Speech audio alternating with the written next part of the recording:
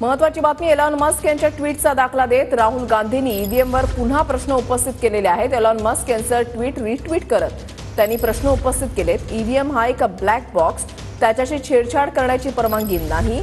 संस्थांमध्ये जेव्हा जबाबदारीचा अभाव असतो तेव्हा लोकशाही दिखावा म्हणून उरतो।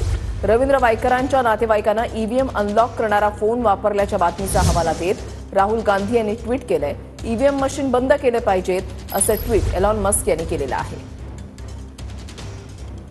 तर काय म्हटलेलं आहे एलॉन मस्क यांनी की ईव्हीएम मशीन बंद केले पाहिजेत कारण मानवी हस्तक्षेपाने किंवा एआय द्वारे ईव्हीएम मशीन हॅक होण्याचा धोका आहे।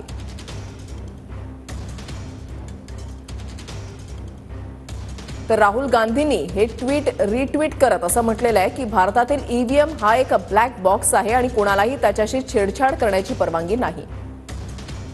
आपल्या निवडणूक प्रक्रियेतील पारदर्शकतेबद्दल गंभीर चिंता व्यक्त केली जात आहे। जेव्हा संस्था या जबाबदारी सांभाळत नाहीत तेव्हा लोकशाहीला धोका निर्माण होण्याची शक्यता असते।